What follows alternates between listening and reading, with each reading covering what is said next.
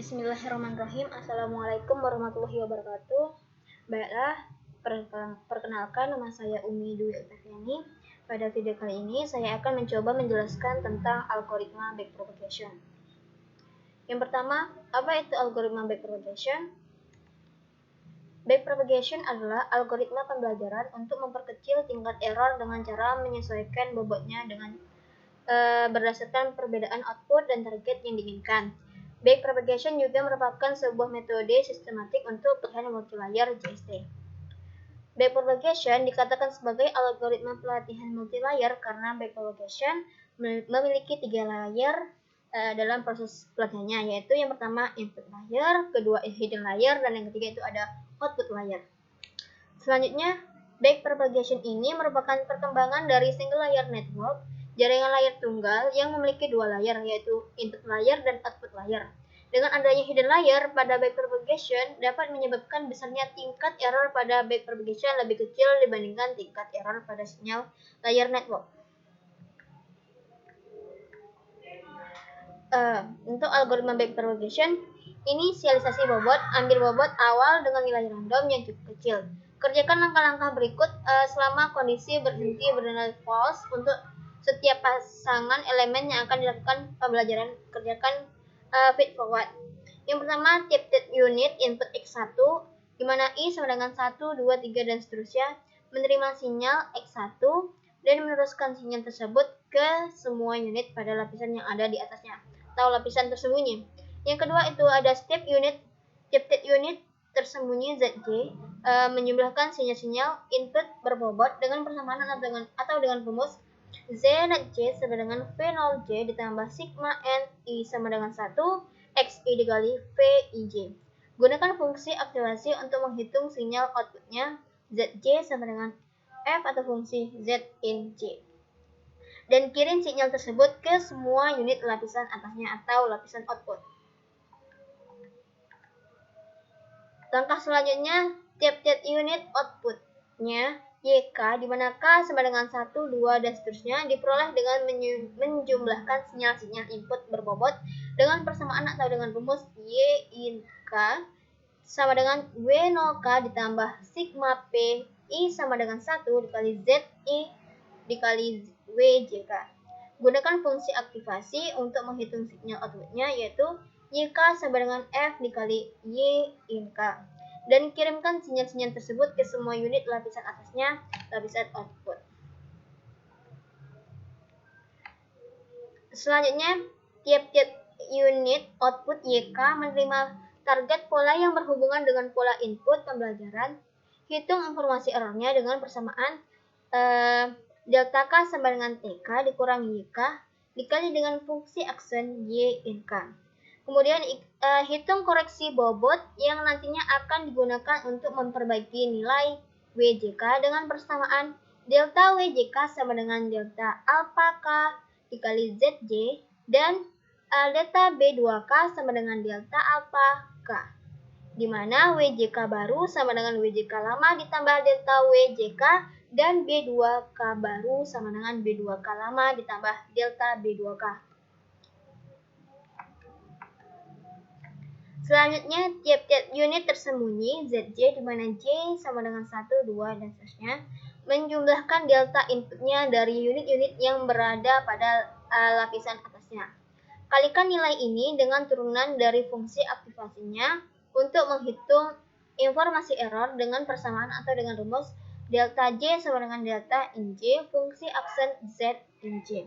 Kemudian hitung koreksi bobot dengan persamaan delta VIJ sama dengan alpha delta J dikali XI. Dan koreksi bias dengan persamaan delta B1J sama dengan alpha delta J.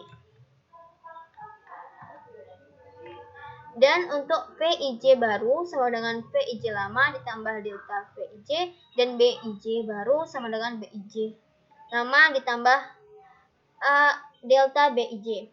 Tes kondisi berhenti, cek MSI dan epox.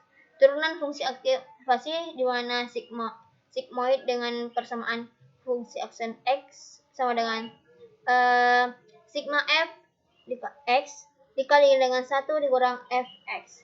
Transit fungsi aksen X sama dengan 1 ditambah Fx dikali dengan 1 kurang Fx. Prolin di mana Y sama dengan Xx dan sama dengan X. F aksen X sama dengan 1. Selanjutnya kita ke contoh. Di sini gunakan backpropagation dengan sebuah layar tersembunyi dengan 3 unit untuk mengenali fungsi logika XOR dengan 2 masukan X1 dan X2. Buatlah iterasi untuk menghitung bobot jaringan untuk pola pertama di mana X1 adalah 1, X2 sama dengan 1, dan T sama dengan 0. Gunakan laju pemahaman di mana nilai alfanya itu 0,2. Di sini X1, X2 dengan 1 itu adalah inputan, Z1, Z2, Z3 dan 1 itu adalah hidden, dan Y1 itulah output outlier. Di sini X1, Z1 itu disimbolkan dengan V11, X1, Z2 itu V21, X1, Z3 itu dengan V31. Bobot-bobot diberikan nilai acak dengan range min 1 sampai dengan 1. Misal bobot dari layar input ke layar tersembunyi atau layar hidden seperti pada tabel A, dan bobot dari layar sembunyi ke layar output seperti pada tabel B berikut. Di sini inisialisasi semua bobot dengan bilangan acak kecil. Pada tabel A terdapat data X1, X21, Z1, Z2, 3, dan pada tabel B terdapat data Y, Z1, Z2, Z3, dan 1. Di mana nilai X1, Z1 itu adalah 0,2. Di sini kita akan melihat pada arsitektur backpropagation di mana X1, Z1 itu tadi bernilai 0,2, itu V11 bernilai 1, V11 bernilai 0,2, X1, Z2, X1, Z2 bernilai 0,3. Begitu juga seterusnya. Begitu juga pada tabel B, di mana Z1Y bernilai 0,5, Z1Y itu dengan W11 dengan nilai 0,5. Begitu juga seterusnya. Dengan Z1Y1, Z3Y3 itu nilainya pada tabel berikut. Selanjutnya, langkah selanjutnya itu jika kondisi penghentian belum terpenuhi, lakukan langkah 2 sampai dengan 8. Dan untuk setiap pasang data pelatihan, lakukan langkah 3 sampai dengan 8. Fase 1, propagasi maju. Tiap unit masukkan menerima sinyal dan menerima ke unit tersembunyi. Hitung semua keluaran di unit tersembunyi dengan ZJ dengan persamaan ZJ sama dengan V0J ditambah sigma N, I sama dengan 1 dikali X1 dikali dengan VIJ. Dengan rumus tersebut, kita akan memasukkan data-data yang telah dipaparkan pada tabel sebelumnya, di mana di sini Z net 1 V10 ditambah X1 dikali V11 ditambah X2 dikali V12, di mana F10 atau F10 itu bernilai min 0,3 ditambah dengan X1 dikali V11, X1 bernilai 1, V11 bernilai 0,2 ditambah dengan X2 dikali V12, di mana X2 bernilai 1 dan V12 bernilai 0,3. Maka didapatkan hasil dari penyembelihan tersebut adalah 0,2. Begitu juga seterusnya untuk nilai Znet 2 dan Znet 3. Selanjutnya kita akan menghitung Zj sama dengan F Znet 1 sama dengan 1 per 1 ditambah kiri pangkat Znet J. Di mana Z1 sama dengan F Znet 1 sama dengan 1 per 1 ditambah E pangkat min 0,2. Itu mendapatkan hasil 0,55. Begitu juga seterusnya untuk nilai untuk Z2 dan Z3. Selanjutnya langkah kelima itu adalah kita akan menghitung semua jaringan di unit keluaran YK, yaitu dengan persamaan Y net K sama dengan W0K ditambah sigma PI sama dengan 1 ZI dikali WJK. Di sini kita akan memasukkan nilai ke dalam rumus dengan W10 itu bernilai 0,1 ditambah dengan Z1 0,55 dikali dengan W11 0,5 ditambah dengan Z2 itu bernilai 0,67 dikali dengan W12 W12 bernilai min 0,3 ditambah dengan Z3 itu bernilai 0,52 dikali dengan W13 bernilai min 0,4. Maka dari penjumlahan tersebut akan mendapatkan hasil 0,24. Dengan penerapan fungsi aktivasi untuk menghitung sinyal outputnya menggunakan persamaan atau rumus berikut, yaitu YK sama dengan fungsi Y in 1. YK fungsi Y in K sama dengan 1 per 1 ditambah E pangkat min Y net K sama dengan 1 per 1 ditambah E pangkat min 0,24 sama dengan 0,44. Selanjutnya untuk fase kedua itu propagasi maju. Langkah ke-6, delta K sama dengan TK dikurang YK fungsi aksen dikali fungsi aksen Y net K sama dengan TK dikurang YK dikali dengan 1 kurang YK. Di sini kita akan memasukkan nilainya.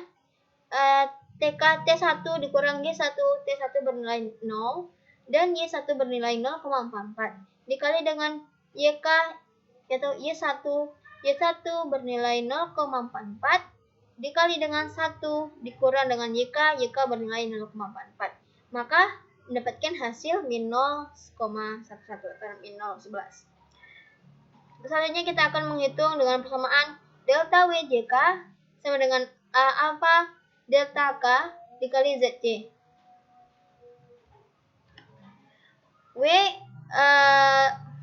Di mana kita akan memasukkan nilai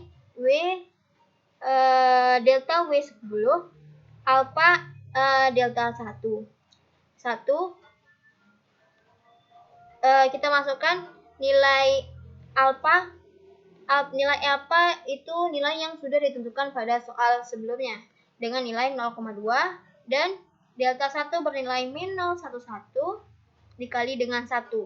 Itu hasilnya min 0,022. Selanjutnya untuk delta W11 sigma itu sama juga 0,2 dikali delta 1 itu bernilai min 0,11 dikali dengan Z1 itu bernilai 0,55. Maka didapatkan hasil min 0,01. Begitu juga seterusnya. Selanjutnya untuk langkah ke-7, hitung faktor delta unit tersembunyi atau unit hidden berdasarkan kesalahan di setiap unit tersembunyi ZJ, di mana J sama dengan 1, 2, 3 dan seterusnya. Di sini menggunakan persamaan delta net J sama dengan sigma MK sama dengan 1 delta K dikali dengan WJK. Kita akan masukkan nilainya. Delta W11 delta dengan nilai min 0,11 dikali dengan W11 dengan nilai 0,5 maka didapatkan hasil min 0,05. Begitu juga seterusnya untuk delta net 2 dan delta net 3. Selanjutnya faktor kesalahan delta unit tersembunyi dengan persamaan delta J sama dengan delta net J fungsi aksen Z net J sama dengan delta net ZJ dikali dengan 1 dikurang ZJ. Di sini kita akan memasukkan nilai untuk persamaan tersebut, di mana nilai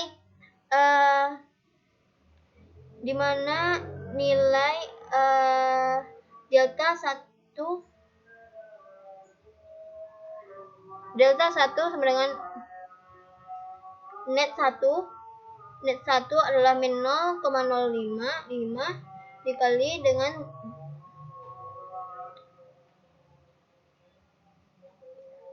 1 dikurang dengan dikurang 0,55 mendapatkan hasil min 0,01. Begitu juga delta 2 sama dengan delta net 2 dikali dengan Z2 dikali dengan 1 dikurang dengan Z2, di mana delta net 2 itu bernilai 0,33 nih, nilai yang sudah kita cari sebelumnya, dan Z2 itu nilai 0,67 dan 1 dikurang Z2 bernilai 0,67.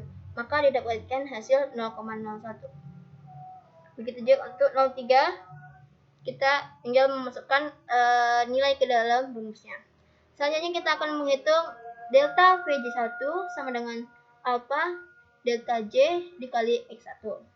Di mana kita akan masukkan nilainya, di mana alpha itu ada 0,2 dikali dengan SC atau delta 1 itu 0,1 dikali dengan 1. Maka didapatkan hasil min 0,002. Begitu juga seterusnya untuk delta V20, delta V30 dan delta V11, begitu juga seterusnya. Untuk selanjutnya, untuk fase ketiga kita akan melakukan perubahan bobot. Perubahan bobot garis yang menuju unit keluaran, kita akan menggunakan rumus WJK baru sama dengan WJK lama ditambah delta WJK. Maka kita akan masukkan rumus untuk W10 baru sama dengan W10 lama ditambah delta W10 di mana W10 lama itu bernilai min 0,1 dikurang itu dan nilai delta W10 itu bernilai min 0,022, maka didapatkan hasil min 0,122. Begitu juga seterusnya untuk W1J1 baru sama dengan WJ1 lama ditambah delta VJ1. Di sini untuk V10 baru sama dengan V10 lama ditambah delta V10, di mana nilai V10 lama itu adalah min 0,3 dan nilai dari delta V10 itu bernilai min 0,002. Maka dari persamaan tersebut didapatkan hasil penjumlahan itu min 0,302. Begitu juga seterusnya sampai V32. Baiklah, sekian penjelasan dari saya. Apabila terdapat kesalahan, saya mohon maaf. Saya akhiri. Wabillahi taufiq wal hidayah. Wassalamualaikum warahmatullahi wabarakatuh.